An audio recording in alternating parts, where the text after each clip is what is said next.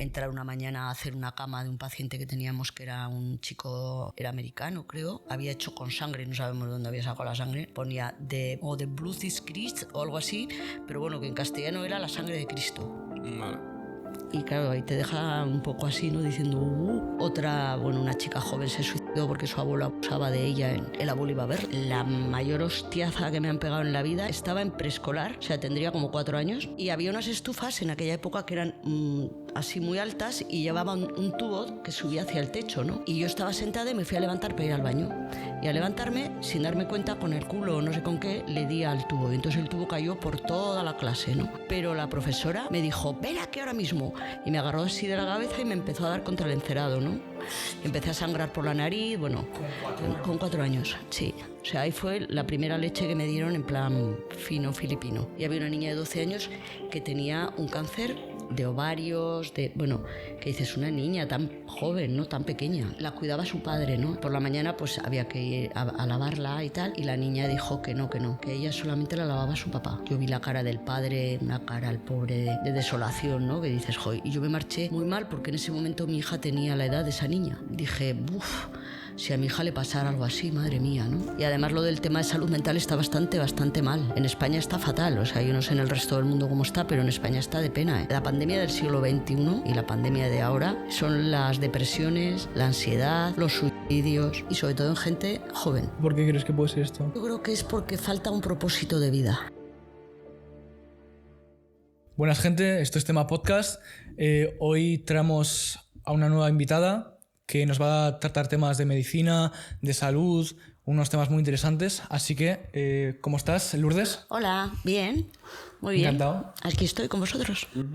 Bueno, para empezar, si nos podrías decir quién eres, a qué te dedicas, por qué entraste en el tema de la medicina. Vale, pues me llamo Lourdes, entré en el tema de la medicina hace ya pues 25 años más o menos, pero como auxiliar de enfermería. Lo que pasa que hace 5 años terminé la carrera ya de enfermería. Empecé como auxiliar, he trabajado en varios hospitales aquí en Zaragoza, en el Clínico, en Miguel Servet, en varios, en Rollo Vilanova, en muchos servicios diferentes. Y como enfermera, pues eso, llevaré unos 5 años trabajando, ¿no? Entonces entiendo que lo tuyo es vocación y te gusta lo que haces. Pues sí, si nos puedes explicar... Perdona, No. parte es vocación, y lo de auxiliar de enfermería fue un poco que yo cuando era joven, pues lo típico, ¿no? ¿Qué hago? ¿Qué estudio? A mí me gustaba lo del arte dramático, pero como yo era de un pueblo, allí no había nada de eso. Entonces, y yo era una niña gordita y a mí me gustaba mucho el baile y me gustaba el arte dramático, pero no me apuntaron a nada de eso porque entendían que al ser gordita no podía hacer baile. Directamente lo del ballet para una niña gordita no era. Entonces, pues tuve que buscarme algo, no sabía muy bien el qué. Y cuando acabé, en aquella época mía, que vosotros sois más jovencitos, pero cuando yo acabé el graduado escolar y todo aquello, pues me metí a hacer auxiliar de enfermería, que era una FP. Y cuando terminé, pues nada, luego ya me vine a Zaragoza y empecé como auxiliar de enfermería en una residencia de ancianos primero, una residencia privada. Allí, lo pasé un poco chunguillo. Y eso. ¿Fuiste una buena estudiante? No. Cortando por lo sano. Sí, fui muy buena estudiante hasta que me pegaron una paliza muy grande en el colegio. Adiós. Sí. Pues por una injusticia que se cometió, yo en la época mía estábamos separados, niñas por un sitio y niños por otro, ¿no? Sí. Entonces lo típico, tienes pues unos 10 años, 11, me empezó a gustar un niño y resulta que nos pusieron ya mixto. Vale. Y me gustaba un niño que se llamaba Alejandro Barona, no se me olvidará nunca. Sí. Vale. Y entonces nos pusieron mixto y en ese colegio había un niño que tenía discapacidad intelectual, ¿no? Y el profesor nos daba a todos unas fotocopias y cuando las entregábamos se las teníamos que volver a dar tal cual él nos las entregaba, ¿no? ¿Qué pasa? Pues que a este niño, todos los críos le pintaban las hojas de las fotocopias y cuando las recogía el profesor le pegaba. Y a mí me daba muchísima pena. Yo conocía a la madre y no se me ocurrió otra cosa que ir como una bocazas a decirle a la madre que claro que estaban tratando así a Pedrito. Bueno, total, que el profesor supo que era yo y me pegó una paliza. ¿El profesor? Sí, porque la madre, yo le dije, sobre todo no le diga que se lo he dicho yo. Pero ella pues perdió supuestamente el culo para decirle que había sido yo. Encima. Entonces, claro, llegó al día siguiente y dijo, aquí ha habido una persona que ha ido diciendo que yo voy pegando a Pedro, que esto y que lo otro. Y dice, y sé quién es, si no sales, o sea, si no sale la persona, yo mismo la saco y yo me levanté. Y entonces me dijo, quítate las gafas, y esa frase la tengo grabada. Dijo, quítate las gafas, me quité las gafas y me puso de leches. Y claro, que te guste un niño que encima esté en la clase y que a ti te metan una paliza nada más empezar ya, que te ponen con niños, pues fue maravilloso. ¿Y qué le hiciste, profesor? Yo no le hice nada, pero yo había sido buena estudiante y a partir de ahí, como lo vi todo tan injusto, empecé a tener fracaso ¿Lo escolar. rechazaste? Sí, ya dejé de sacar buenas notas y dejé de estudiar, ya no me importaba, ya no. O sea, un repudio total hacia el sistema por culpa de un... Sí, de un incidente, qué barbaridad. Aparte, el profesor diciendo, dicen que voy pegando a la gente, pues Sí. ahora te pego, es como que... Sí, Pero menos recalcas lo que hipócrita, han dicho ¿no? a ti. Sí, y me echó fuera de clase, o sea, como un perro. Entonces, claro, aquello a mí me supuso, para mi orgullo, pues fue Sí, tremendo, ¿no? Una humillación impresionante. O sea, encima de que te ponen con niños, que siempre habíamos estado todos separados, y ese año que fue cuando ya murió Franco y todo aquello, que ya se pusieron las clases mixtas, pues justo me encuentro con ese panorama, o sea... Joder. Bueno, ya me menudo- había pegado más veces en el colegio, pero bueno. Pero esa lo sentí más porque estábamos Sí, niñas y niños es y era normal. un... Sí, y por ahí empezó mi fracaso escolar. Entonces no estudié, de hecho no me saqué el graduado, lo saqué más adelante y simplemente pasé a FP, que no se necesitaba graduado, con el certificado escolar se podía, y ahí empecé a estudiar lo de auxiliar de enfermería. Ujú. Y bien, lo único que, pues eso, a los 21 años ya me vine a Zaragoza, me metí tú de dónde eres? Soy de Miranda de Ebro, que es de Burgos. Y en ese momento me gustaría volver brevemente a esa etapa de tu vida. Sí, dime. En ese momento el profesor te trata mal, te hace esa humillación. Tú dices que lo único que haces es agachar cabeza entre comillas, seguir, comer las notas y demás.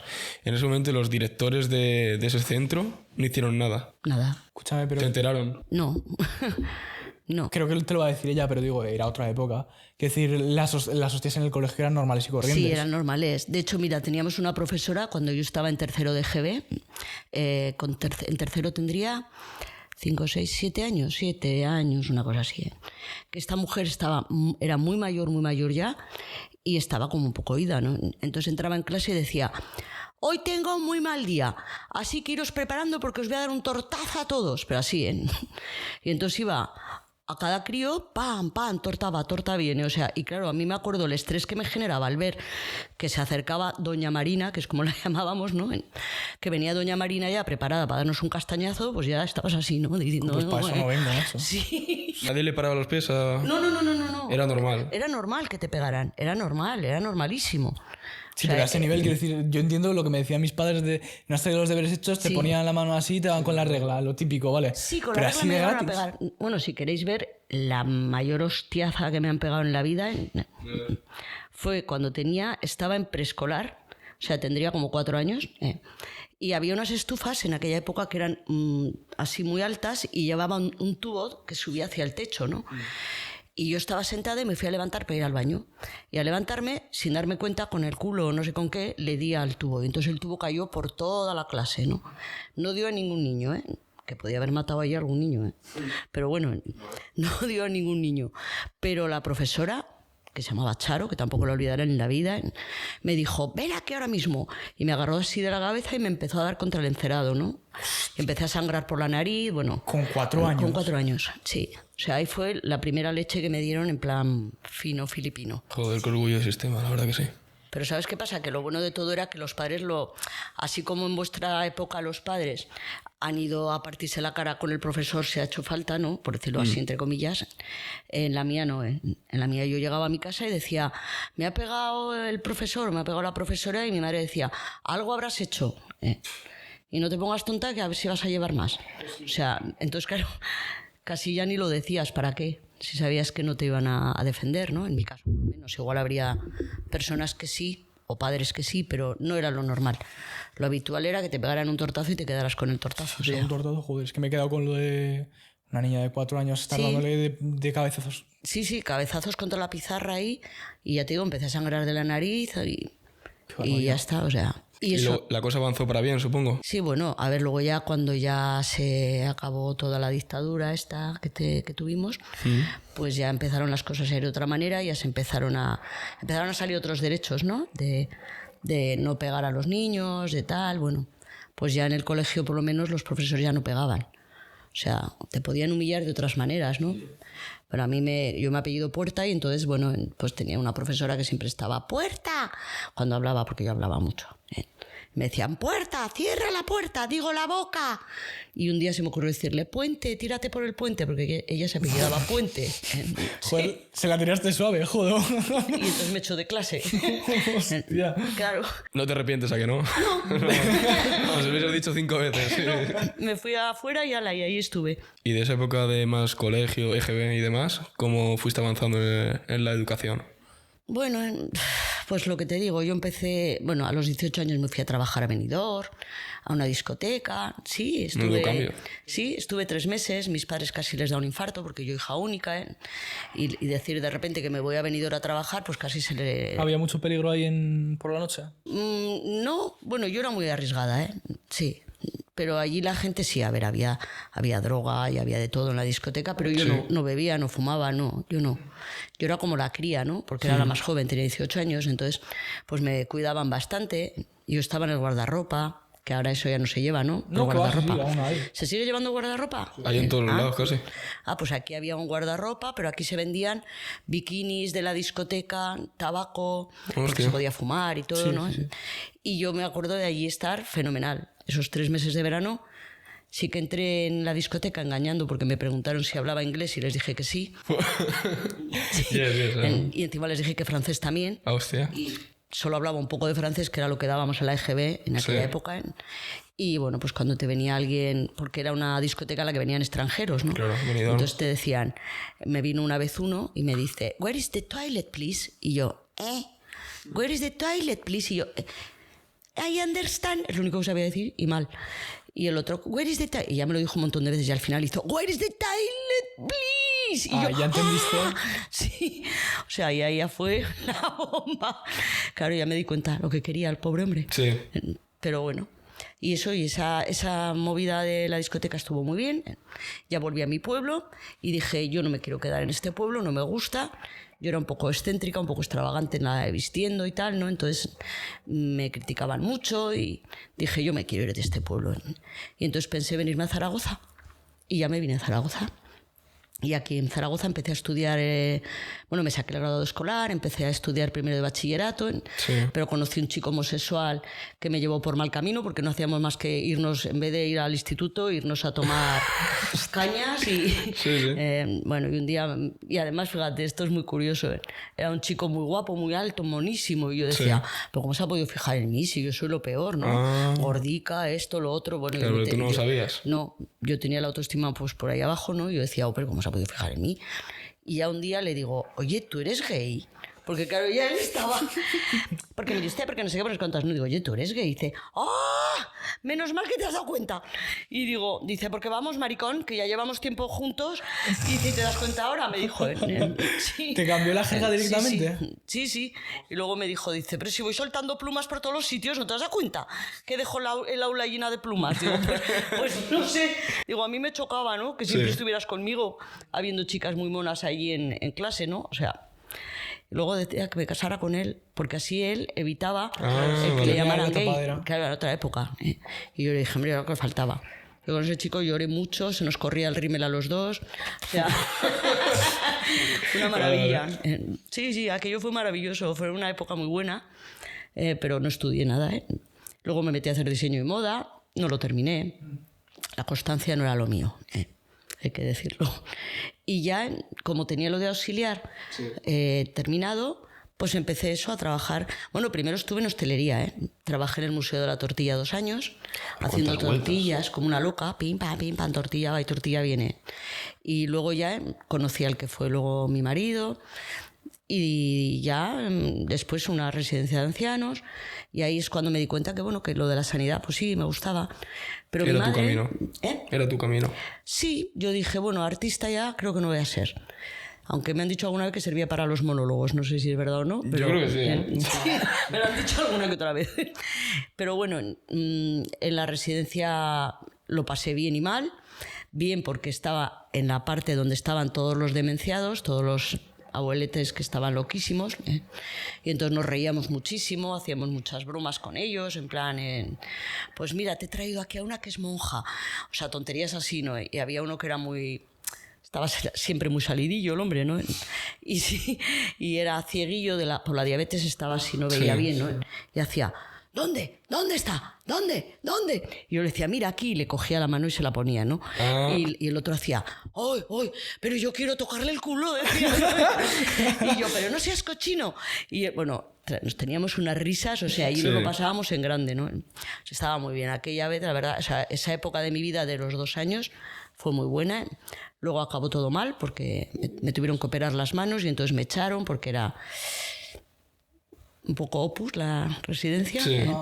Y entonces me echaron, les llevé a juicio, fui la primera que les llevó a juicio, lo perdí porque llevaban 5.000 abogados y yo solo llevaba uno de comisiones obreras, entonces perdí el juicio, pero bueno, digamos que luego a partir de ahí empecé a la bolsa del salud, entré a trabajar ya en el hospital, en el Miguel Servet, y mi primer contrato fue en oncología pediátrica, o sea, los niños con cáncer. Sí, ese fue el primero y me impactó bastante. Ya te digo, yo en ese momento era auxiliar, ¿eh? Y bueno, pues ver a los niños con cochecitos, de los cochecitos estos a pedales, ¿no? Sí. Llevaban el goterito así puesto, incorporado, y entonces los veías ahí con los pedalitos, calvitos, ¿no? Y a mí me daba mucha pena, ¿eh? Y entonces una situación que viví durilla allí fue de un adolescente que le quedaba muy poco, ¿eh?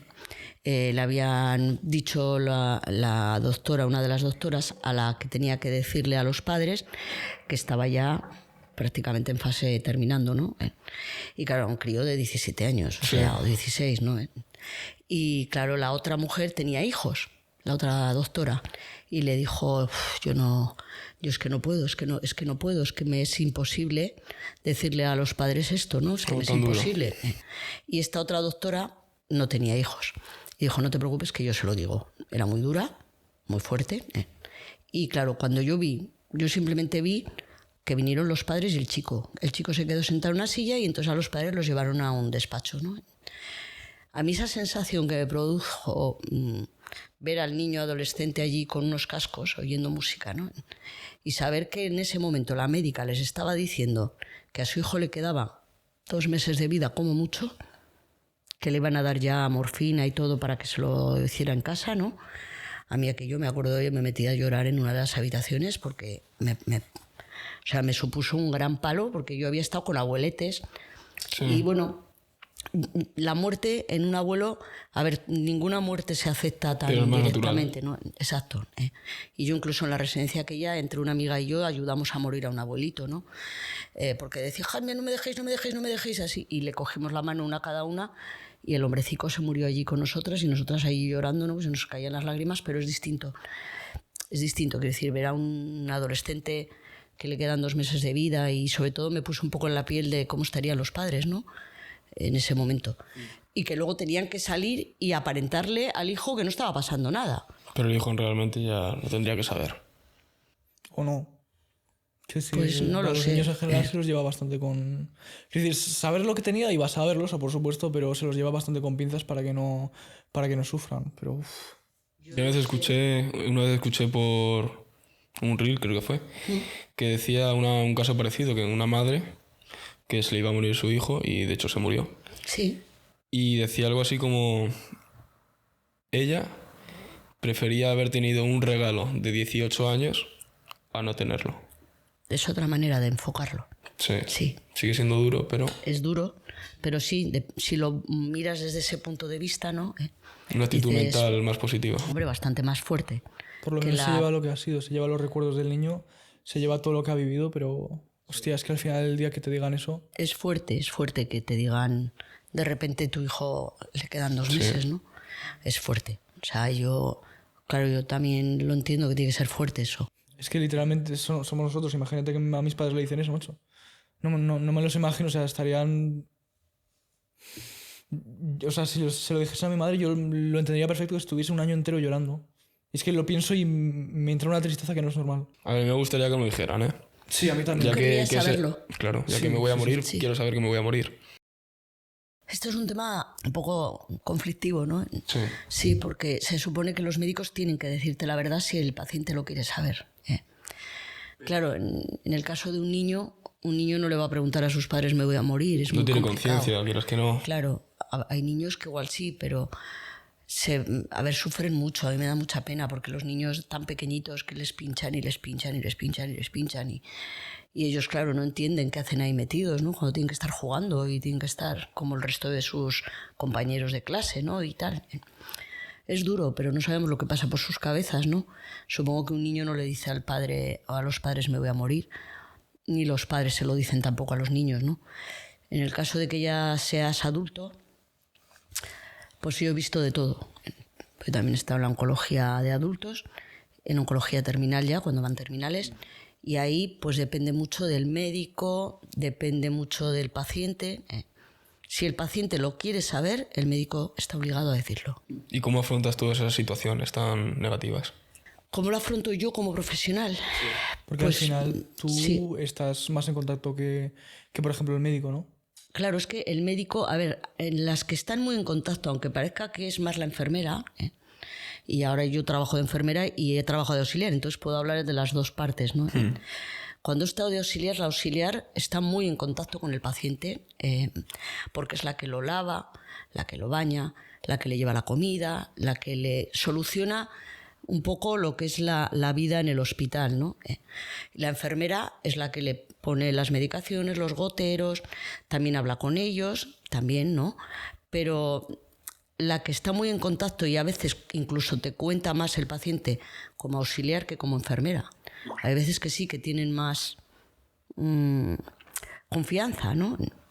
Lo ven como más un igual. Parece que a la enfermera y al médico siempre se les tiene como si fuera otro estatus, ¿no? Cuando es una tontería. Porque realmente es un equipo que tiene que trabajar juntos y que si uno lo hace bien, el otro lo va a hacer bien y el otro también. Claro. Pero siempre hay jerarquía en los hospitales, ¿no? El médico por encima, la enfermera luego y después la auxiliar y luego el celador y luego, o sea, hay jerarquía. No debería, desde mi punto de vista, no debería de haber tanta jerarquía. Ahora hay algo menos, pero cuando yo empecé a trabajar había bastante. ¿Cómo se lo suelen tomar? ¿Cómo es eso de enfrentarse y mirar directamente la cara a la muerte? Pues, a ver, es que hay tantos tipos de personas y tantos tipos de tomárselo cada diferente persona. Yo he visto un poco de todo. Desde la persona que entra en una grandísima depresión, que no quiere saber nada ya de nada, no quiere ni ver a su familia, no quiere, o sea, como si se dejara morir, ¿no? Hasta la persona que intenta agarrarse y aferrarse a la vida de cualquier manera, con santos, un sal de estas lámparas. O sea, yo he entrado en habitaciones que directamente tienen sales, lámparas de estas de sal. Sí, remedios de estos que no son como tal medicina. Medicina alternativa, puede ser. Sí, medicina alternativa, rosarios, crucifijos. Al final buscas alternativas, ¿no? Exacto. Las pulseras, lo que hay mucho son las pulseras de la Virgen del Pilar, la cinta. La roja, ¿no? Sí, la roja que venden en el Pilar, esa la llevan prácticamente todos los pacientes, o en el tobillico o en la mano. Es como que yo pienso que ellos igual sienten protección, no lo sé. Luego está la persona que lo asume, porque hay varias fases, ¿no? Está la primera fase es la negación, ¿no? Sí. Lo niegan, no puede ser, esto no me está pasando a mí, seguro que se ha confundido el médico, esto no puede ser, ¿no? Porque a mí, o sea, luego viene la rabia, porque a mí, ¿qué he hecho yo? Yo no soy malo, porque me pasan estas cosas, ¿no? Luego ya empieza como una fase de aceptación. Pues, no, miento, viene la de negociación. Vale. Que dicen, bueno, ¿y si me espera la muerte hasta que, por ejemplo, mi nieta haga la comunión? Por favor, te pido, Dios mío, ¿no? Que déjame ver a mi hijo o a mi nieto que haga la comunión, o déjame ver que se case mi hijo, o sea, hacen como pactos, ¿no? Con Dios o con... ¿Tú crees que es muy importante a la hora de lo dicho, de enfrentar a la muerte, el tener una fe o un pensamiento, aunque no tenga que ser religioso, pero un algo que te ayude a llevarlo? ¿Es importante? Yo creo que sí. Yo los pacientes que he visto en el hospital he visto que lo llevan mejor cuando tienen una fe en algo.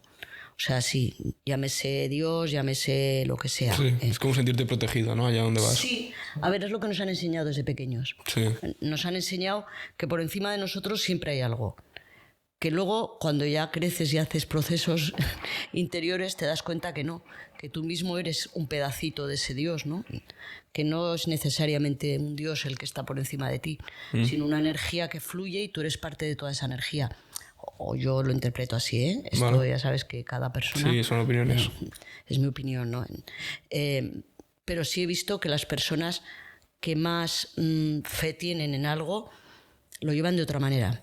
Sí, lo llevan de otra manera. La persona que piensa que se muere y ya está, pues es como que le cuesta más, ¿no? Porque piensa, dejo esta vida, ya no hay nada, me tengo que despedir de todas mis personas queridas y ya no las voy a volver a ver nunca más, ¿no? Pues para las personas que tienen fe piensan, pues si he sido bueno, pues voy a ir al cielo y luego van a venir mi resto de familia y va a ir también al cielo y nos vamos a encontrar todos, ¿no? Supongo que sí. Yo conocí a alguien que pasó por justo lo contrario de lo que dices, a no aferrarse a nada, decir voy a morirme y ya está, y le daba por... Él siempre corría, ¿no? Entonces le daba por seguir corriendo, fumar farias y beber whisky. Es otra manera. Y hay mucha gente que justo cuando le dicen... de hecho, yo tengo una conocida que en cuanto le dijeron que tenía un cáncer de pecho bastante jodido, pues le dio por vivir la vida. Se separó del marido, dijo, ahora voy a hacer todo lo que no he hecho. Y voy a conocer gente, voy a disfrutar y voy a salir, y voy a entrar y voy a salir y voy a vivir. Al fin y al cabo, este tipo de personas que están terminales, de lo que más se suelen arrepentir es de aquello que no han hecho por la opinión que tienen los demás, ¿no? Yo creo que cuando vamos hacia... Yo en mi caso, que soy más mayor ya, ¿no? Sí. Cuando vamos acercándonos más hacia la muerte, la sensación que te tiene que quedar es de, hostia, he hecho lo que he querido. No me importa una mierda lo que los demás hayan pensado de mí. He seguido mi camino, he vivido plena, porque yo no he vivido así, y ahora que he empezado a vivir así, me doy cuenta de que he perdido un montón de años de mi vida en los que podía haber sido feliz. Solamente con haberme aceptado a mí misma, haberme autoconocido, todo lo que no he hecho cuando era joven ni más mayor, ¿no? Porque eso lo he hecho hace poco. Entonces, sí, me queda un poco esa pena, de decir, ostras, ¿por qué no habré hecho? Pero fíjate, por otro lado, la dicotomía está en que también veo, que todo lo que he pasado a lo largo de mi vida ha sido el aprendizaje para que yo he llegado hasta lo que he llegado ahora, ¿no? ¿Y por qué crees que te ha surgido en este momento de tu vida y no antes, siendo que siempre has estado en contacto con este tipo de enfermos terminales? Pues es una pregunta interesante. A ver, porque yo he tenido siempre mucho miedo a la muerte. Y de hecho, cuando me metí en el hospital, esto os va a sonar un poco curioso, ya cuando me metí en la residencia, con el miedo a la muerte que he tenido siempre tan exagerado, dije, la mejor manera de afrontar un miedo es afrontarlo enfrentándote a él, ¿no? Y cuando vi la primera persona que se murió en la residencia, grité, lloré, pataleé, no sabían qué hacer conmigo porque me volví literalmente loca. Porque yo entré y vi una abuelita con un hilillo de sangre así, y yo, fulanita, no me acuerdo cómo se llamaba, y la fulanita no me contestaba y tenía los ojos vidriosos, ¿no? Y yo, venga a darle así, y al final dije, que se ha muerto, o sea, ya me volví loca, o sea, porque nunca había visto tan de cerca un muerto, ¿no? Sí. Y fue una manera de hacerme fuerte, quizás, ¿no? El enfrentarme tanto a la muerte. Pero sí que es verdad que me he llevado a muchísimos pacientes a mi casa. O sea, a mí mis compañeras, me acuerdo, ¿no?, que me decían, Lourdes, o te lo tomas de otra manera o tú no vas a poder seguir trabajando aquí porque es que te lo tomas demasiado a pecho, te llevas a la gente contigo demasiado, ¿no? Yo era hiper mega sensible, ¿no? Entonces, claro, cada vez que a alguien le daban una noticia, era como que me lo estuvieran dando a mí. O sea, yo empezaba a pensar en sus hijos, en sus padres, en sus maridos, en no sé qué. O sea, casi me metía en su vida ya, ¿no? Y decía, uy, su padre, ahora su madre. padres, o sea, y entonces claro, así es muy complicado ser un profesional de esto. ¿Alguna vez has deseado que fueses tú el paciente en vez del propio paciente? No te voy a mentir, con lo miedo que tenía a la muerte, no. No. Sí que he pensado muchas veces que injusta es la vida, porque Sí, claro. esta persona tan joven tiene que morir, ¿por qué no se muere? Bueno, de hecho me pasó, hace 2 años falleció mi mejor amiga, y claro, mi padre tiene 96 años. Y sí que con su hermana hablando, dijimos qué injusto, ¿no? Que mi padre con 96, que en esa época tenía 94, esté viviendo, y tu hermana, que tenía 48 años, se haya muerto, ¿no? Y eso sí que, a ver, a mí luego me dejó un poco mal, ¿no? Porque dije, ostras, que prefiera yo que si hubiera muerto mi padre antes que mi amiga. Claro. Fue una cosa un poco turbia, ¿no? Sí. Sí. Sí, entiendo que la relación... Sí, no, es que la relación con mi amiga era como de hermana, ¿no? Sí. Pero también pensaba, ¿no? Mi padre con 94 años ha vivido toda la vida ya. Ahora ya el hombre pues tampoco es que haga ya mucho más en esta vida, más que bueno, él está bien. Digo, y a mi amiga le quedan años por vivir todavía, ¿no?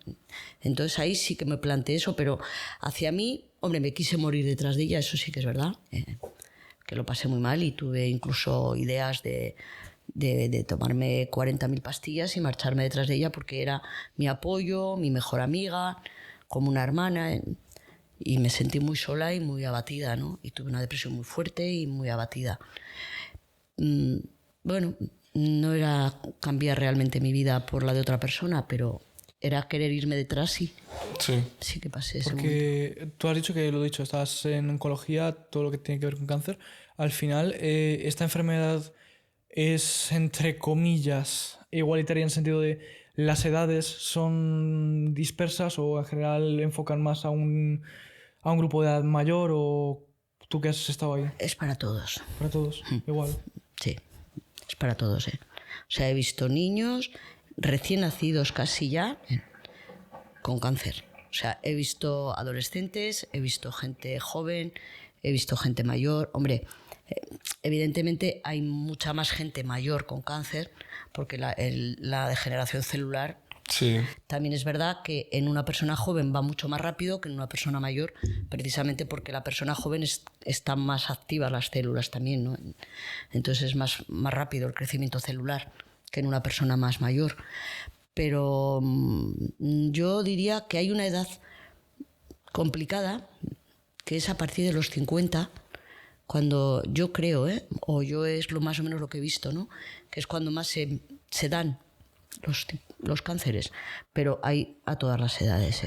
Y tengo que por género tampoco distinguirá, o sea, tanto mujeres, hombres, no... Igual, no, para eso igual habría que hacer un estudio epidemiológico importante, ¿no? Para saber si afecta más. Hombre, hay unos tipos de cánceres que afectan más a hombres, otros que afectan más a mujeres, pero tampoco te sabría decir, ¿Nos podrías contar un poco cuáles son los pacientes que más te han marcado, que yo que sé que más te hayan dolido? Pues que me han dolido bastantes.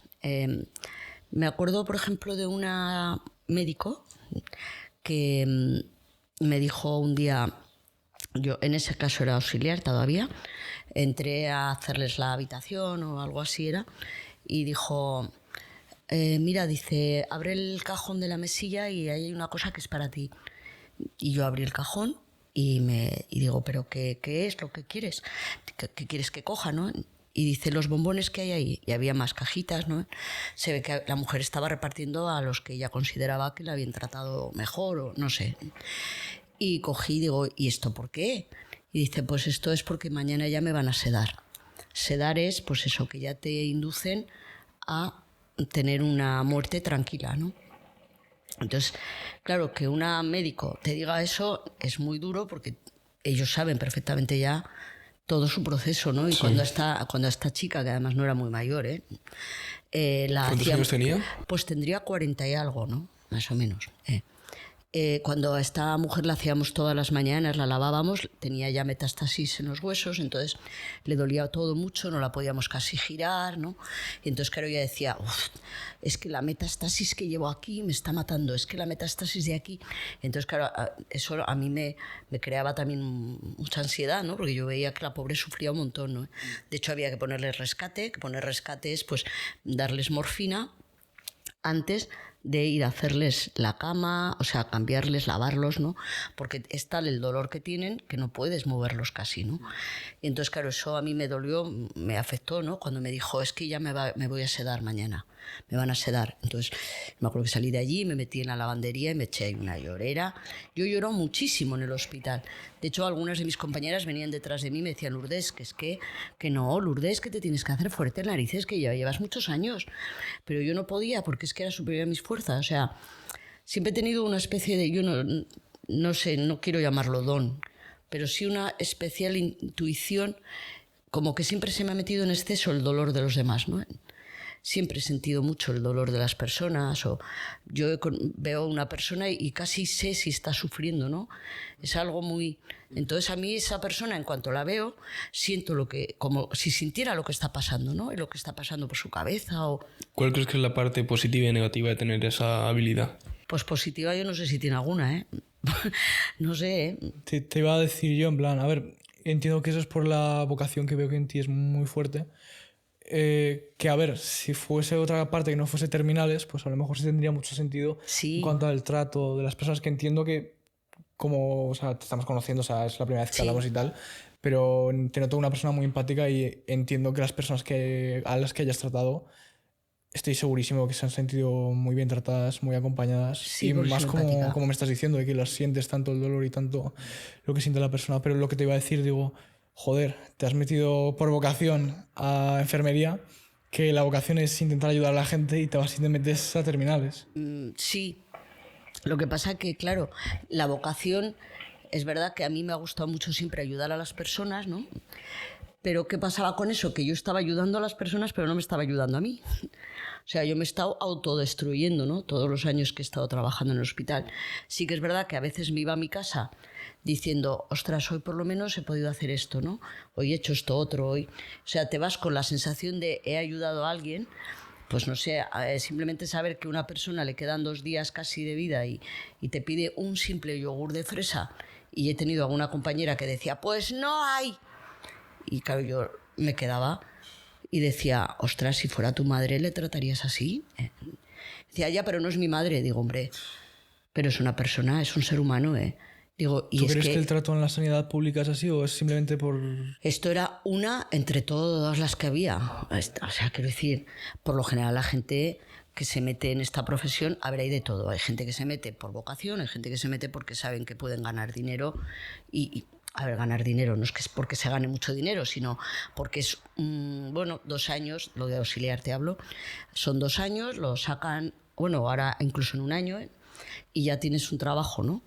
Entonces, claro, hay mucha gente que no tiene esa vocación. De hecho, yo he hablado con personas que dicen, pues es que a mí este trabajo realmente no me gusta.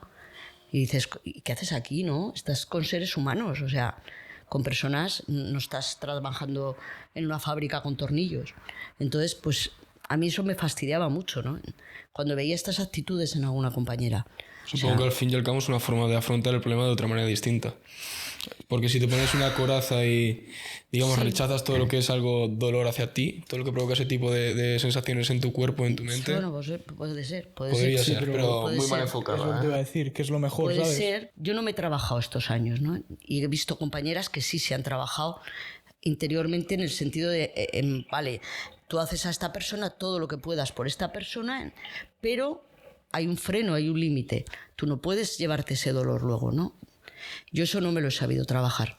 Entonces yo he sufrido muchísimo y he tenido muchas depresiones y muchas cosas porque ese dolor me lo he llevado. Y entonces era un dolor continuo, ¿no? Cada vez que iba a trabajar yo me encontraba luego muy mal. Me bajaba muchísimo la energía. O sea, ha habido veces, ya de enfermera incluso, trabajando en medicina nuclear, que sentir, porque estas intuiciones las he sentido más hace poco, ¿no? Ver a un paciente y empezar a sentir como lo que está viviendo, ¿no? Lo que está sufriendo. Y entonces yo me tenía que salir, irme un momento al cuarto de enfermería y estar allí así porque me pegaba un bajón de energía que no podía seguir. O sea, eso sí que me ha pasado, pero relacionado con este tema, ¿no? De intuición, de sentir ese dolor, ¿no? Me has preguntado antes qué personas se me habían quedado grabadas, ¿no? O sea, qué muertes he sentido. Y te he dicho una, pero ha habido muchas y duras, ¿no? O sea, Cuéntame si quieres. pues bueno, la de un chico de 20 años que tuvimos en planta, un chico que además había estado en un orfanato, no conocía a sus padres. O sea, imaginaros qué vida más dura tuvo que tener, ¿no? Solo tenía una tía que no sé si se encargaba mucho de él o no, iba a verle allí al hospital. Y este chico un día nos encontramos cuando fuimos a trabajar por la mañana en la mesa del cuarto de enfermería un montón de dulces y de cosas, ¿no? Y una carta que ponía que nos daba las gracias a todo el equipo de enfermería porque le habíamos ayudado mucho, porque le habíamos atendido, le habíamos cuidado y que por la tarde ya le iban a dormir. Entonces, claro, eso nos impactó mucho porque era un chico de 20 años que su vida había sido una puta mierda y tú eso no lo entiendes, ¿no? Dices, pero ¿cómo puede ser que un chico de 20 años se muera con una vida tan triste que no ha conocido ni a sus padres? Que no sé, ¿no? Eso también me afectó mucho, ¿no? Sí. O la típica persona, también una señora que era súper maja, que siempre que íbamos decía, sí, ya sé que me queda poco. Si no hace falta que me lavéis tanto, sí, ya sé que me queda poco. Es que ha habido muchos. Una noche también un hombre dijo, por favor, auxilio. Y yo fui corriendo, ¿no? Porque en ese momento estaba estudiando enfermería yo y me quedaba... De noche yo me quedaba en el control de enfermería estudiando con el fexo allí, ¿no? Entonces cuando llamaban, claro, era la primera que iba.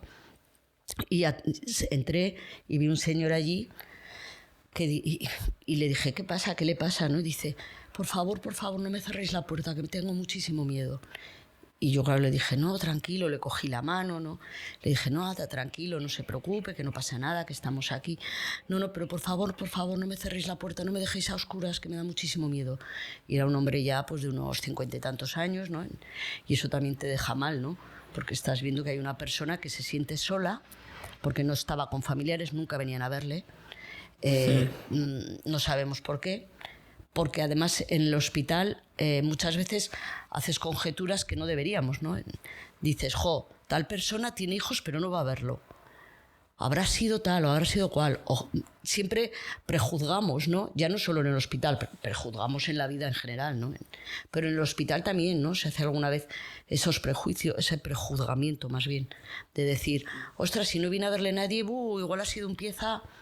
Por ejemplo, ¿no? Y claro, no somos nadie para hacer eso, porque no sabemos qué vida tienen realmente esas personas, o el por qué no viene alguien a verlos, o qué es lo que ha hecho en su vida realmente, qué es lo que pasa en su vida, ¿no? No lo sabemos. Para nosotros es una persona que entra, tiene un nombre, tiene una habitación asignada, tiene un médico asignado, una medicación, un tal, pero no sabemos tampoco nada más. Entonces, bueno, es un poco así la historia, ¿no?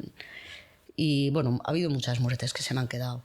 Se me quedó también muy grabado, pero eso no fue una muerte. Pues una niña, me mandaron una noche, que trabajaba en el infantil, me mandaron una noche a oncología pediátrica y había una niña de 12 años que tenía un cáncer de ovarios, que dices, una niña tan joven, ¿no? Tan pequeña.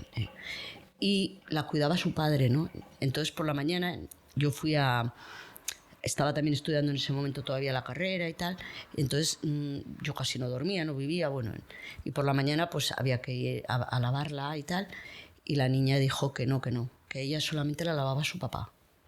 Entonces, yo vi la cara del padre, una cara, el pobre, de desolación, ¿no? Que dices, joder, y yo me marché muy mal porque en ese momento mi hija tenía la edad de esa niña. Y entonces salí de allí fatal, fatal. Dije, si a mi hija le pasara algo así, madre mía, ¿no? Me muero. Era un poco eso, ¿no? Me ponía tanto en la piel, al final te pones en la piel del padre, de la niña.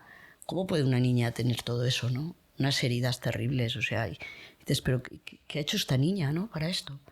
Pero bueno, ahora lo veo desde otro punto de vista. Se supone que nos pasa porque las cosas nos tienen que pasar. Te has mencionado, que quiero hilar un par de conceptos que has dicho antes, que, tu manera de ver ese ser superior y demás, es como que tú formas parte de él mismo, ¿no? A ver, es que yo pienso que somos un pequeño fractal del universo.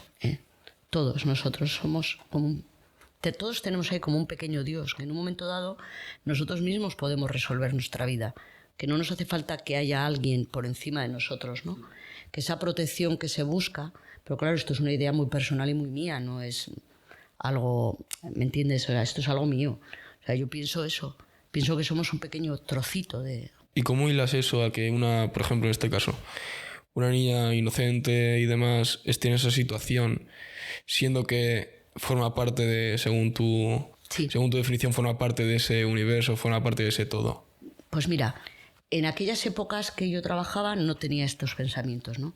Y entonces, claro, yo lo veía todo súper injusto. Y lo sigo viendo injusto. O sea, quiero decir, no es que lo vea ahora justo, no.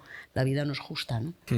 Pero ahora siento que todos tenemos un proyecto y un algo por el que estamos aquí.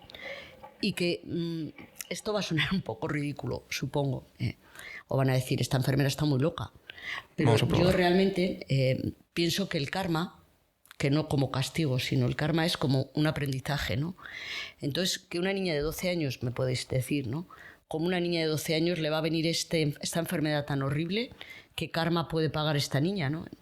Pero es que no es eso, es que no es que la niña tenga igual ningún karma que pagar, sino que igual alguien de la familia lo tiene que pagar por esa niña.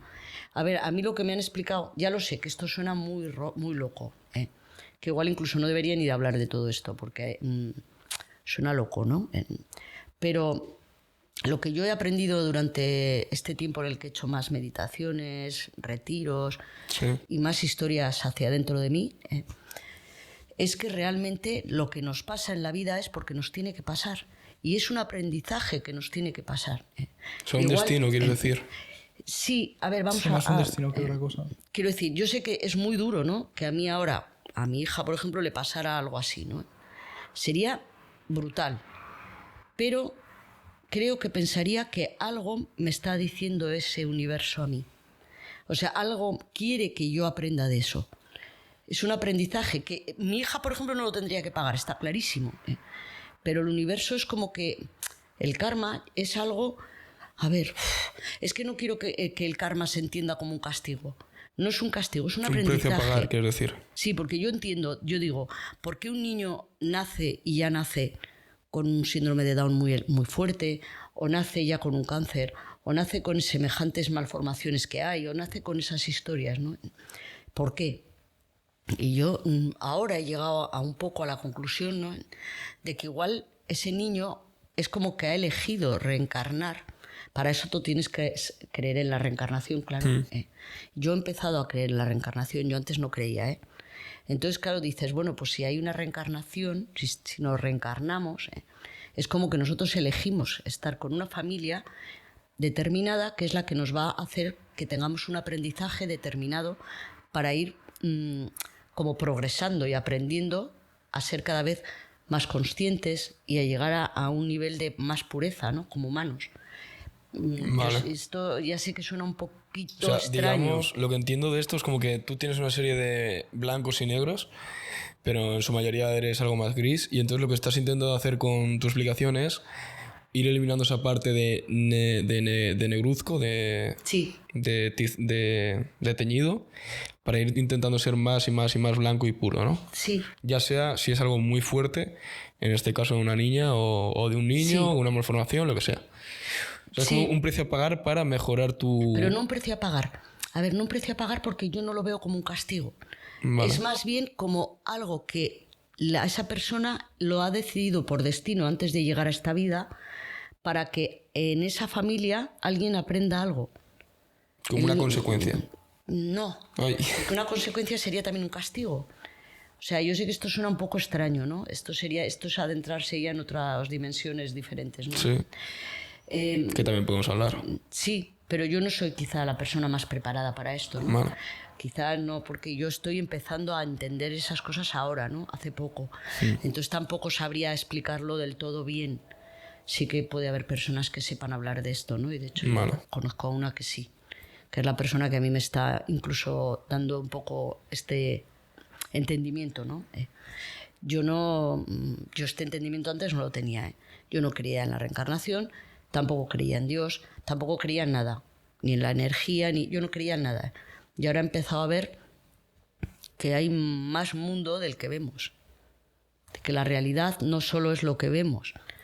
El amor realmente lo puedes tocar, lo puedes Quiero decir, a ti te dicen qué es el amor o descríbeme el amor. Sí, vale, el amor es esto, el amor es lo otro, pero es tangible, es Claro. como un vaso que lo puedes tocar.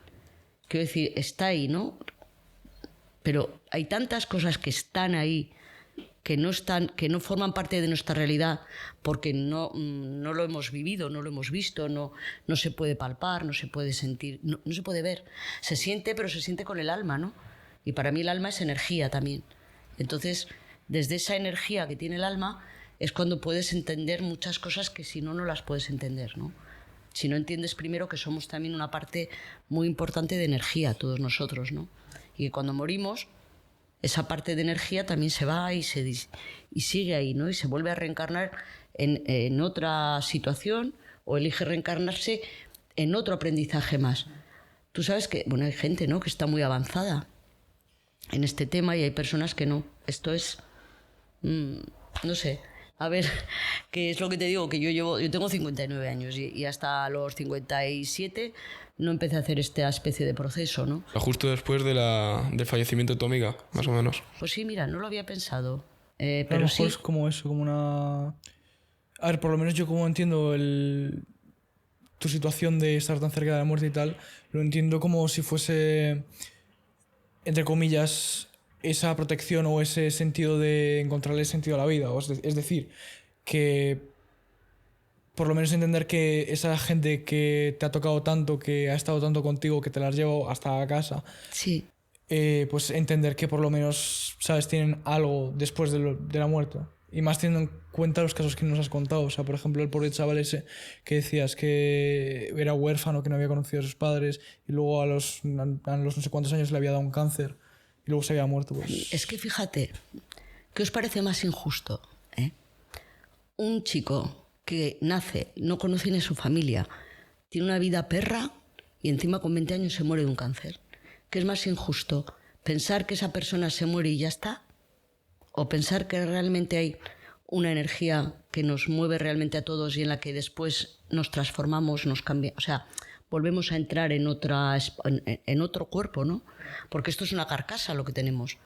Realmente nuestra esencia no es esto que tenemos, que se deteriora, ¿no? A ver, es más injusto lo de los 20 años que has comentado, pero bajo mi punto de vista es una forma de autoconvencerte, quizás sería la palabra que quiero usar, de que no todo es tan malo como parece, ¿sabes? Quiero sentir o quiero creer que cuando nos vamos, cuando desencarnamos, cuando morimos, ¿no?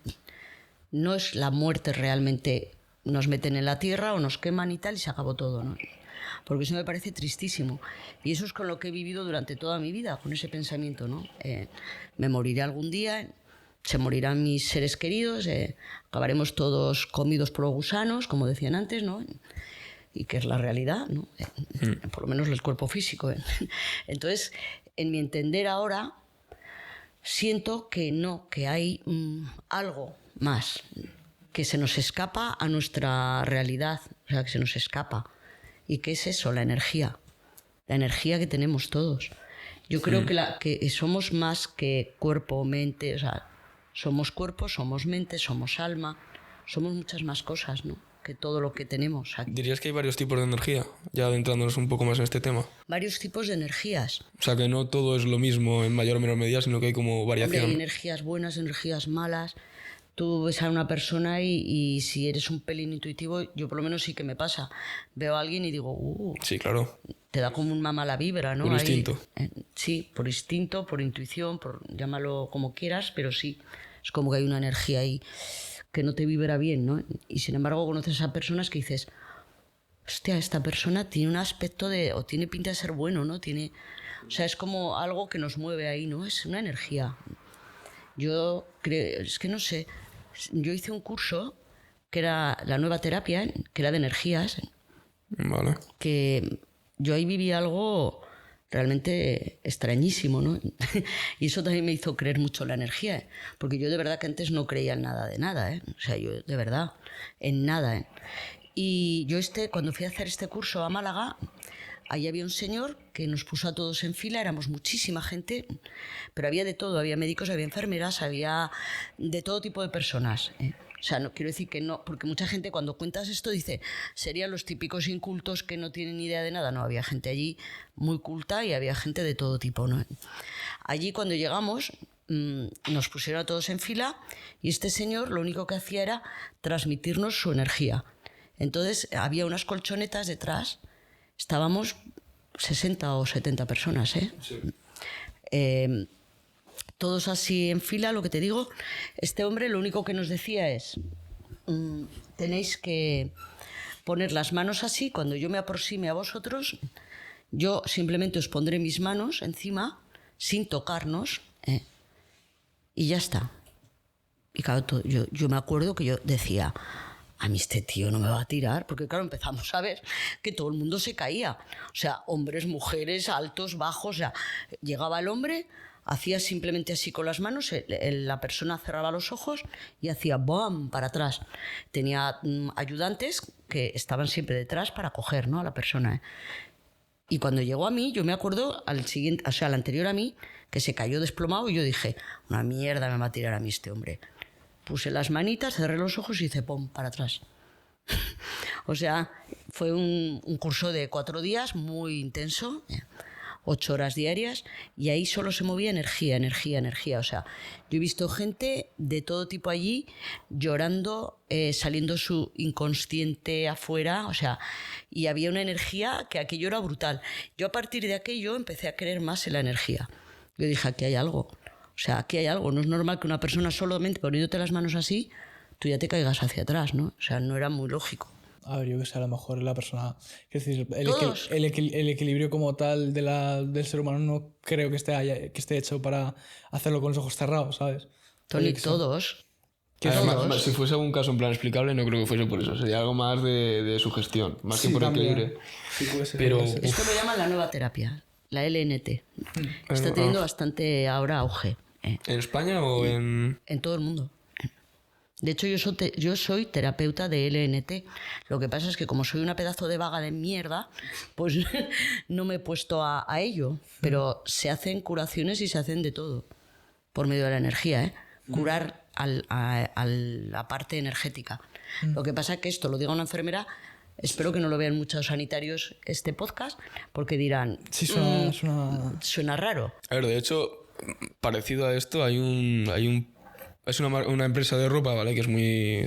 Está en auge, es una barbaridad, se llama Nude Project, que a la vez tiene un podcast y va trayendo invitados, y en uno de estos últimos meses trajeron a un médico que era, o sea, a lo mejor el tío tendría unos 60, 70, yo creo que más, 70 años. Ajá.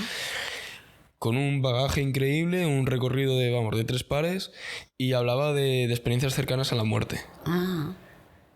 Y contaba, o sea, a pesar... Es como que 2 ideas que no cuadran, pero en este caso el tío lo explicaba, bueno, el señor, que ya tenía una edad, lo explicaba de una manera, o sea, una persona tan científica que podría llegar a ser, entendiéndolo como un médico de ese calibre, explicaba una serie de cosas, de tema de alma, de más allá, de cosas que realmente los médicos no ven, de algunos estudios que se han sacado sobre esto científicos. Que como yo lo vi una parte y era como wow, o sea, no me cabía en la cabeza que una persona de ese tipo, o sea, con ese científico, sí, científico, hablase de temas que fuesen tan... Claro, la persona que hacía esto de la LNT era osteópata, era enfermero y tenía varias carreras. Y curaba con la energía. Quiero decir, sí que es verdad que las cosas se están acelerando mucho ahora. O sea, se están acelerando mucho, me refiero. Ahora hay mucha gente que está despertando su conciencia. Hasta ahora nos estaban vendiendo unas películas de 3 pares de narices, ¿no? Y esto puede sonar todo muy antisistema. Yo creo que somos como unos borregos amaestrados, ¿no? Sí, aquí también hemos hablado de eso alguna que otra vez. Entonces, claro, que alguien, y más que sea de una carrera científica, diga lo que dices de este señor, pues dice que hay muchas dudas y muchas cosas que no están solventadas aún, ¿no? Sí, de eso hablaba. Y yo creo en una medicina holística. O sea, ¿eso qué holística significa? es pues que abarca todo. Claro, abarca lo físico, lo psíquico y lo energético. Abarca todo. El ser humano es un todo. No es te duele una mano, te hago tal. No, es que es un todo. O sea, de hecho está más que demostrado que hay muchas cosas que son emocionales, físicas, pero te vienen de las emociones. Entonces hay algo ahí que se escapa, ¿no? Y la ciencia, sí, yo soy de carrera científica, pero la ciencia, por supuesto, tiene una importancia muy, muy, muy grande, pero hay otro lado que se nos escapa. Sí. Hay otro lado que se nos escapa. Es que a lo mejor si te duele la espalda y después te sientes mal, no es que te sientes mal porque te duele la espalda, sino que te duele la espalda porque te sientes mal. Por ejemplo, y porque tu interior tienes ahí cosas que no has también puede ser. trabajado y emocionalmente salen cosas que no has trabajado. O por ejemplo, personas que tienen mucho estrés y de repente les ataca una parte del cuerpo que sea como más débil o algo así y o sea, realmente es por tu enfermedad, entre comillas, temporal del estrés que te afecta El físicamente. estrés afecta mogollón, a todo, Dicen depresión. que el estrés es la enfermedad de este Del siglo XXI, sí. A ver, Sí. por ejemplo, la mayoría de enfermedades autoinmunes suelen dar por estrés. O sea, en cierto modo sí que tiene el sentido lo que has dicho de que hay veces que una enfermedad antes se manifiesta de manera de sentimiento, yo diría más estrés que otra cosa, Sí. y luego te lo llevas al sistema inmune. Entonces sí, por esa parte.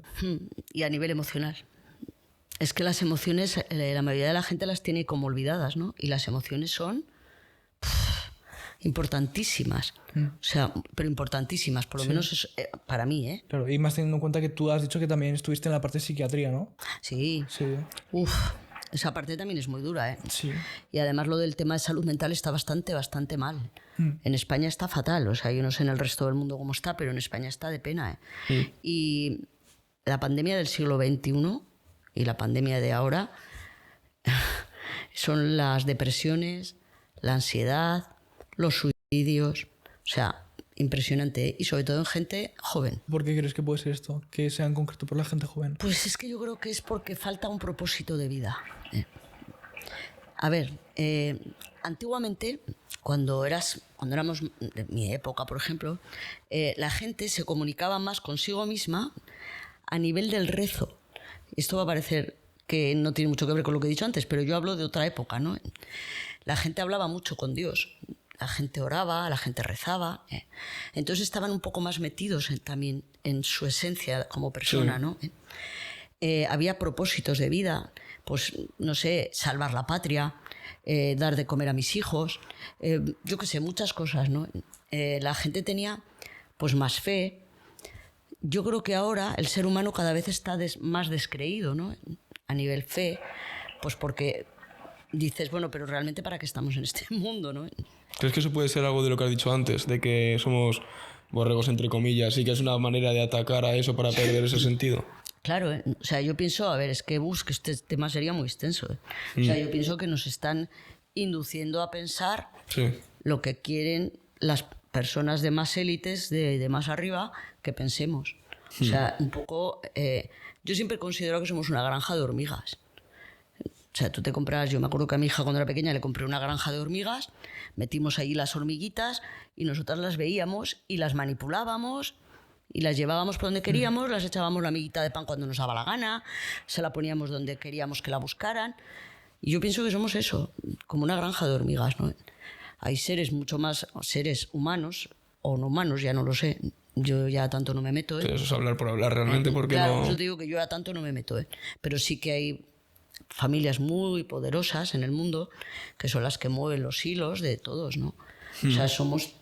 Bueno, trabajamos para ellos, realmente somos su sustento, ¿no? Entonces sí que creo en eso, en que antes las personas estaban más metidas dentro de sí mismas, un poco más metidas por eso, por el rezo, la oración, tal. No sé, había más comunicación entre las personas. La gente hablaba muchísimo, hablaban, o sea, la vecina con la otra vecina, la familia. Sí. Era otra manera. Ahora no, ahora es como que nos están enseñando a ser individualistas, egoístas, que miremos por nosotros mismos. Que bueno, tienes hijos, pero los hijos al fin y al cabo se van a ir. Entonces vive, deja tú que los hijos ya se buscaran su vida, ¿no? Por ejemplo. Muchas cosas así que antes no. Antes la gente trabajaba con el afán de que sus hijos prosperaran. Sí, había una visión más de futuro. No era tanto Sí. el pensar en el qué hago hoy o el tener tanto tiempo libre. Porque al final, por ejemplo, lo que has dicho, el comunicarnos, que antes la gente se comunicaba más. Muchísimo. O sea, es un poco paradójico que ahora que tengamos redes sociales, móviles, etcétera, lo último que hagamos con el móvil sea llamar o hablar, ¿sabes? Sí, O comunicarse de verdad, ¿sabes? es que ahora no hay comunicación de verdad. O sea, hay gente que sí, pero por lo general vivimos por el puñetero móvil todo el día. Nos comunicamos con, sí, ahora voy, ahora vengo, ahora estoy, ahora está, pero vale. Y antes no. Yo recuerdo a mi madre que bajábamos a un patio que había, ¿no? Y ahí se reunían todas las vecinas. Una hacía ganchillo, la otra hacía puntos. Nosotros éramos pequeños, corríamos por allí. Entonces esa vida, pues ellas hablaban, sacaban, porque parecía una tontería, pero era una terapia, ¿no? Porque mi marido me ha dicho, pues a mí el mío es un gilipollas, pues anda que el mío. Entonces sacaban, ¿no? No daba tanto lugar a tener depresiones ni a tener tantas cosas, ¿no? Sí, porque al final por lo menos lo que he oído es que la gente se siente, o el sentimiento que tiene la gente ahora mismo es que de soledad. Soledad, y apatía. Teniendo en cuenta que en la época en la que vivimos, que yo qué sé, con un clic hablo con alguien, con una llamada ya puedo quedar con alguien, ya puedo conocer a más personas. O yo qué sé, imagínate que, yo qué sé, mi tío vive en no sé dónde. Cojo el AVE o cojo el avión y estoy en unas horas ahí. Sí, pero ahora nos hemos vuelto muy impersonales. O sea, bueno, cada uno a lo suyo. Y ya está. O sea, yo tenía un amigo que decía, mira, ¿sabes qué te digo? Que todo el mundo va a lo suyo y yo tengo que ir a lo mío. Y es así, o sea, llega un momento que es como que la misma sociedad te empuja a acabar estando o haciendo lo que quieren, ¿no? Que es dejándonos solos. O sea, llegará un momento, cada vez hay más soledad, lo que tú has dicho, ¿no? Cada vez más. Ahora empieza a haber, fíjate, en las personas, en los ancianos, se está dando un caso muy curioso de que se van a vivir juntos. Se cogen un apartamento en una urbanización y tal, y todos los abueletes viven juntos. Y así se hacen entre ellos compañía, unos van cocinando, van haciendo cosas. Y eso me parece que está muy bien, ¿no? Porque claro, hasta ahora yo he visto mucha soledad, muchísima. Bueno, y yo la he tenido también y es horrible el no aceptar que uno, bueno, pues que está solo realmente, ¿no? A ver, todos estamos solos, realmente todos estamos solos, nacemos solos, acabamos muriendo solos, pero en ese trayecto es muy bueno estar con personas, conocer gente, tener más comunicación, no sé, es que si no, ¿qué vida es esta? O sea, esta vida, entonces, ¿para qué? ¿Qué hacemos si no? Meternos en casa, encerrarnos, el TikTok, el no sé qué, el mire usted. O sea, ¿Tú crees que tiene que ver eso también? En plan, las redes sociales, entre comillas, el mucho tiempo libre que tiene la gente joven ahora mismo. Sí, claro, las redes sociales son buenas para unas cosas y son pésimas para otras. Son buenas a nivel, pues fíjate, es que es tan curioso como que para la soledad de las personas que no tienen a nadie físicamente, es bueno, claro, se conectan ahí, se olvidan un poco, ven otras personas que tienen sus mismos problemas. Yo cuando he estado con las depresiones y tal, pues me metía y además sabía ya, ¿no?, que yo tenía que ver eso de depresiones, ansiedades, parecía que el teléfono ya sabía dónde tenía lo que me tenía que aparecer, ¿no? Porque parece que están diseñados ya para saber lo que te tiene que aparecer. Bueno, a mí no lo están escuchando, seguramente después te salga un anuncio de algo. Entonces luego me iré de aquí, saldrá algo de aquí, de algo raro por ahí, o yo qué sé. A mí me pasa incluso de pensar en algo, no hablarlo, pensarlo y que te salga después. A mí me ha pasado también, en plan, yo qué sé, pensar en una canción que no la había escuchado, la había mirado, yo que sé, en Instagram o la había escuchado en un coche y tal, digo, hostia, cómo me apetece escuchar esa canción. Pones una letra y ya aparece entera, digo, pero tío... Sí, pues eso no nos pasaba antes. Antes lo que nos pasaba era que decíamos, he soñado con fulanita, ¿no? Y dices, José, hace que no veo a fulanita. Y ese día te encontrabas con fulanita. Decías, anda, pero sí he soñado contigo. O sea, ahora nos pasa con el móvil. Entonces, claro... Ha cambiado todo mucho, es verdad. Yo creo que se ha perdido muchas cosas en el camino. ¿Y cuál crees que es la manera de volver a conectar? Pues lo primero sería autoconocernos realmente. ¿Y cómo se hace eso? Eso es un proceso muy tremendo, ¿eh? Bueno. Sí, es meterte dentro de ti mismo. Meterte dentro de ti mismo significa sacar todas tus sombras, todas tus oscuridades. O sea, yo, por ejemplo, en mí, yo decía... Yo nunca he sentido rabia, yo nunca he sentido odio. ¡Ay, qué buena persona soy! Yo lo único que he hecho es ayudar a la gente. Soy súper buena persona, nunca he hecho daño a nadie.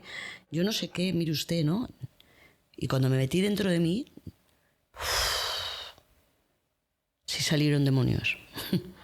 Salieron demonios, ¿eh? O sea, demonios. De decir, cuando era pequeña me pasó esto. Bueno, yo he hecho hipnosis, me han hecho hipnosis y muchas cosas y me han sacado muchas cosas. De hecho, me están haciendo aún hipnosis.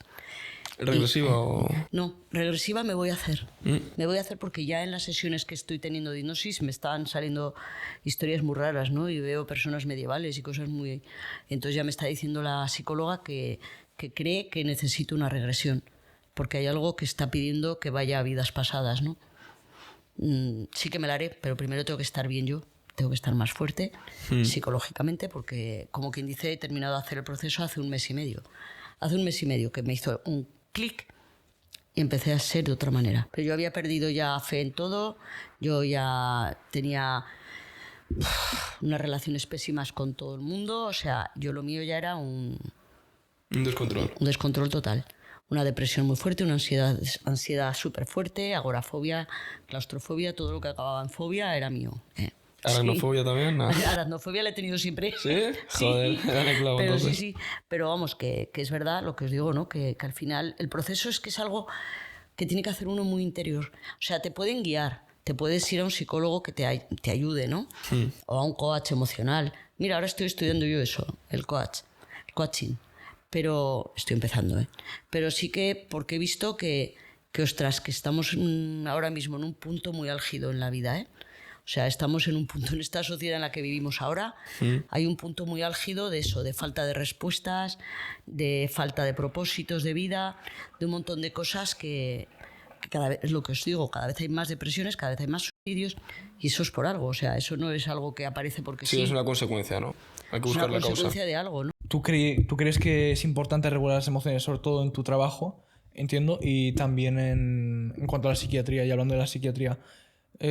¿Podrías, por favor, meterte un poco en el tema de psiquiatría? Sí, por saber cómo era. Sí. Por lo menos yo personalmente, porque yo quise estudiar psicología, no me dio, estoy en recursos humanos, pero sí que me interesa y tengo esa curiosidad de saber cómo es. Mira, pues bueno, con la psiquiatría sí, estuve trabajando en psiquiatría una temporada. Joder, me acuerdo que la primera vez que entré me dio mucho miedo, ¿no? Tenemos todos ahí un estigma, ¿no? O sea, tienen un estigma los pobres, ¿no? De que, pues eso, que están loquísimos, que mire usted, y yo entré diciendo, madre mía, ¿eh? Y me acuerdo que me dio una compañera las llaves, me dijo, con esta llave abres el control de enfermería, ¿no? Claro, ya de entrada no es igual en psiquiatría que una planta normal del hospital. En psiquiatría no hay, mejor dicho, ni lavabos de porcelana, o sea, no hay nada de eso, es todo metálico, todo redondeado, para que no se autolesionen, ¿eh? Se les suben los cubiertos de plástico, desde cocina va todo envasado en plástico. Pues bueno, el control no es un control que tú estés ahí hablando con ellos, ¿no? Sino que tiene un cristal, bueno, tiene una protección, claro. Sí, porque ¿has tenido alguna anécdota de estas que se haya puesto alguno violento? Sí. Es que además el hospital están los psiquiátricos del hospital, son los agudos, que no es lo mismo un paciente de salud mental agudo que crónico. El crónico está ahí en una institución psiquiátrica, ¿no? Controlado. No, aquí no. Aquí vienen los que están ya desbordados y entonces les tienen que medicar, les tienen que hacer tal para que vuelvan a estar más o menos razonables. Entonces, bueno, pues yo ese día cuando entré a trabajar, vino una, me dijo, mira, estas son las llaves. Y las llaves tenían como una especie de mazo metálico, ¿no? Y me lo puso en la mano y yo noté el peso y dije, arrea. ¿Y esto para qué es? Mira, me voy a intentar abrir la puerta del control y me veo un montón de tíos detrás, psiquiátricos. Yo en mi vida había estado en psiquiatría. Me empezó a temblar la mano. ¿Mazo o qué? No, hombre, no. Pero bueno, yo es lo que pensé. Yo pensé, como me haga algo alguno, le doy con el mazo, porque claro, digo, este mazo tiene que ser para algo. No, claro, no sé para qué era. Realmente no lo pregunté, ¿no? Pero bueno, yo empecé a ponerme muy nerviosa, no podía abrir la puerta y todos alrededor. Tú eres nueva, ¿no? Y yo... O sea, yo, como no abra. Sí. O sea, las pasé canutas, ¿eh? Que además veía como se iban aproximando hacia mí. Y yo... Pero ¿qué había detrás de esa puerta? ¿Comida? Porque... No, el control, las enfermeras.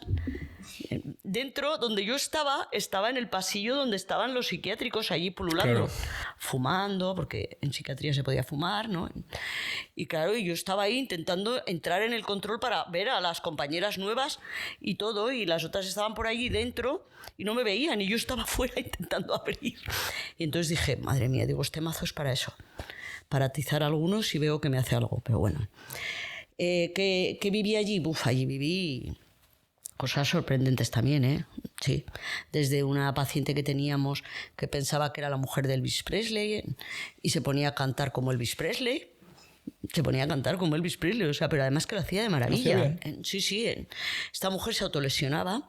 No sabemos cómo, porque nunca sabes cómo se autolesionan, porque es que no tienen nada a su disposición para poder hacer eso. Se autolesionaban y salía y te decía, mira, son los ojos de mi madre. Y tenía que igual pues algo que se había hecho, que es que no sabemos con qué. No sabíamos con qué. Eso otra, una chica joven se suicidó porque su abuelo abusaba de ella y el abuelo iba a verla allí a psiquiatría, ¿no? Pero vosotros no lo sabíais. No, o sea, parece ser que ella lo comentaba, pero claro, no sé si es que no lo creyeron del todo, yo no sé qué pasó ahí. La chica acabó tirándose por la ventana, evidentemente, en el momento que salió del hospital, ¿no?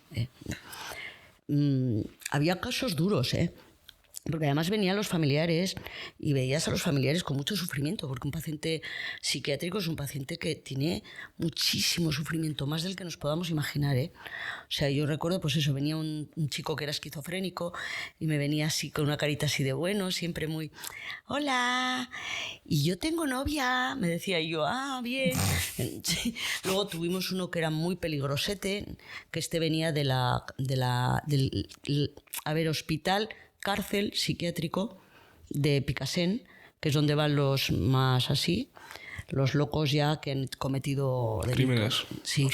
Y yo recuerdo que entré una noche a trabajar y estaba la gente allí muy revolucionada, ¿no? Yo, ¿qué pasa? Dice, pues que a fulanita, una de las compañeras, se la han llevado a urgencias. Digo, ¿qué ha pasado? Dice, pues que le ha ido a entrar la bandeja de merienda al de la habitación tal, y el de la habitación tal dejó la bandeja a la chica, se volvió a salir y él fue detrás de ella, la enganchó, la tiró al suelo. Un familiar oyó los gritos, salió de la habitación de donde estaba con su familiar y vio cómo la estaba pegando, cómo la estaba agrediendo, ¿no? ¿Qué hicieron con él? ¿Cómo se actúan en esos casos? Pues es horrible, porque no puedes con ellos. Tienen una fuerza descomunal. Entonces yo me acuerdo de que te tienes que tirar prácticamente encima de ellos, pero enfermeras, celadores, seguridad, médicos... Claro, o sea, si no lo llegan a parar, a la pobre señora... Yo no estaba, yo fui en el turno de noche y esto pasó por la tarde, ¿no? Ella acabó en urgencias con un brazo roto, creo, y bueno...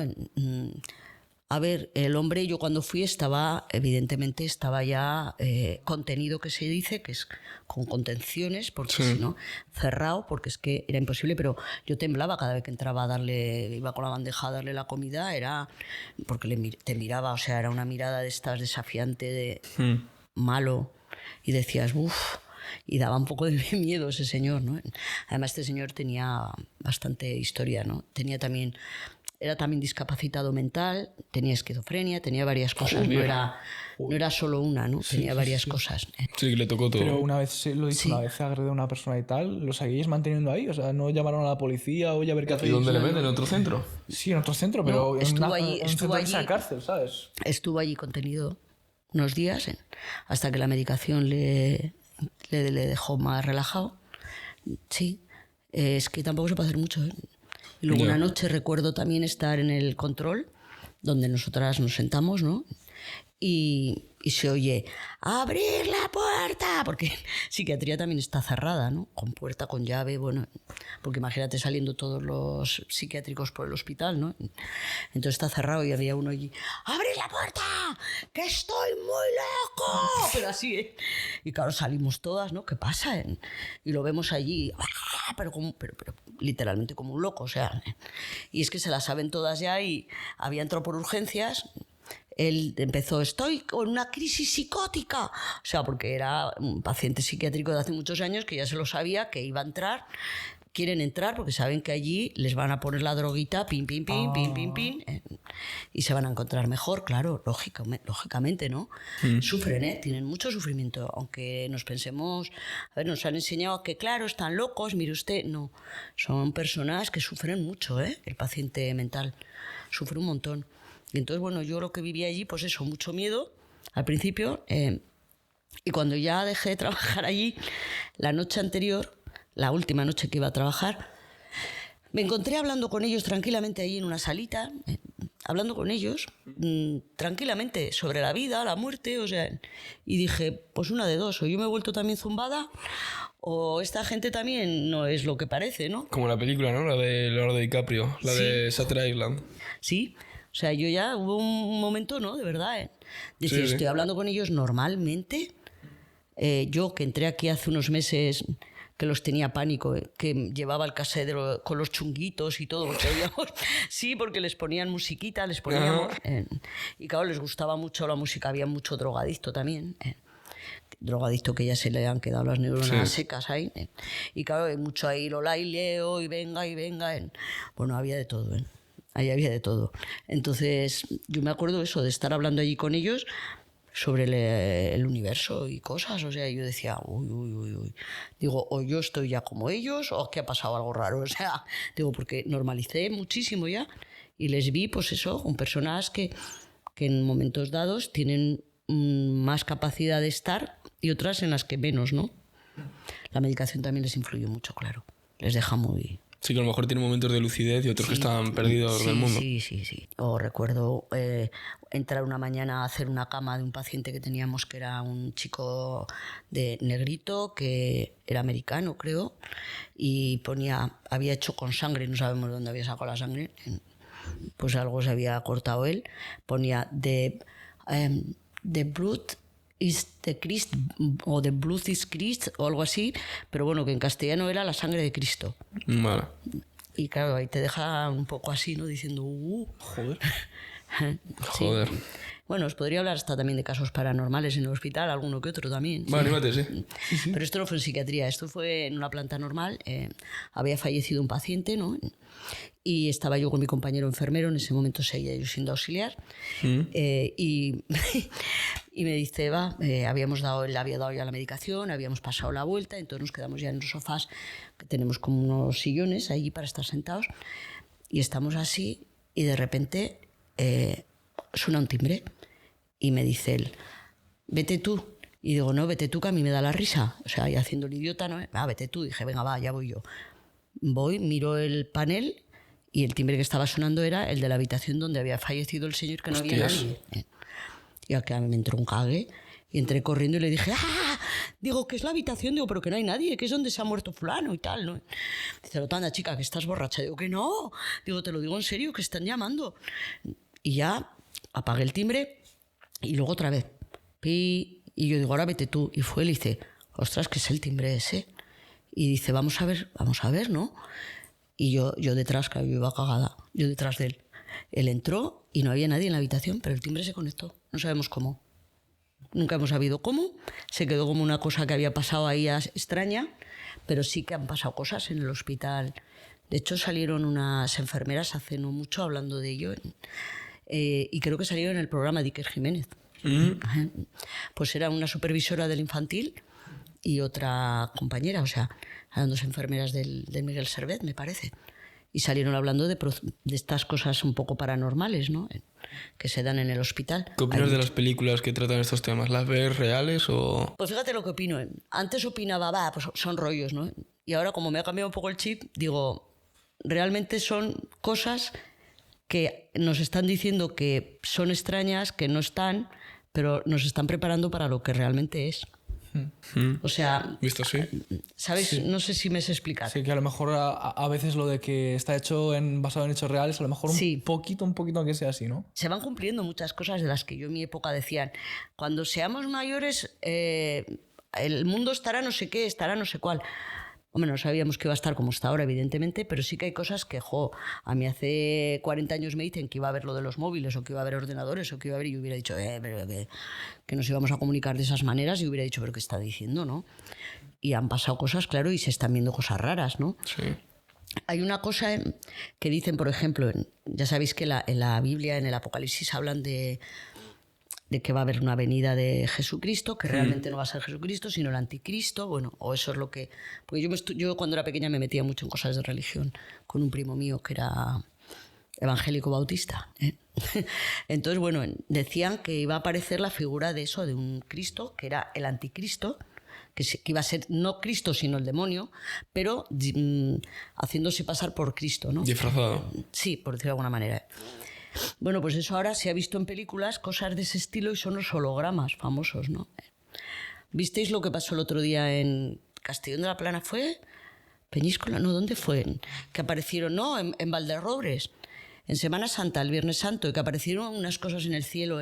Como 2 luces o algo así eran. Unas luces azules y tal y cual. Tengo una idea. Sí, que dijeron Sí, que eran yo lo he visto. extraterrestres, luego que eran no sé qué. Era de un festival. Sí. Bueno, pues luego, al final pues luego dijeron que podría ser un holograma, que es una manera de preparar a las personas para hacer ya lo último, ¿no? Lo definitivo, el decir, venga, vas a ver que se te aparece Jesucristo en el cielo, ¿no? Y va a ser un holograma No, realmente. pero al final salieron hablando y era un foco de luz que estaban haciendo una fiesta, un festival o una Sí. celebración y estaban apuntando al cielo con eso. Sí, había unos haces de luz, eso Sí, es verdad. Era como Sí. una luz y Sí. circulitos pequeños alrededor Sí, de sí, esa... sí. Pero bueno, se especuló de todo. Y yo dije, pues igual es un holograma. Yo también entré en locura, ¿no? Dije, pues igual es un holograma. Dani, mi pareja, dijo, pues igual son extraterrestres. O sea, o sea que por elucubrar, ¿no? Y luego era eso lo que dice él, ¿no? Supuestamente era eso, sí.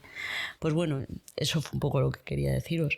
Que a veces las películas ya nos ponen un poco sobre aviso de lo que en la vida hay más. O sea, que podemos ver ese tipo de cosas que nos parecen increíbles, ¿no? ¿Crees que las películas de alguna manera u otra están hechas para manipular? Pues yo creo que todo. Disney, Sí.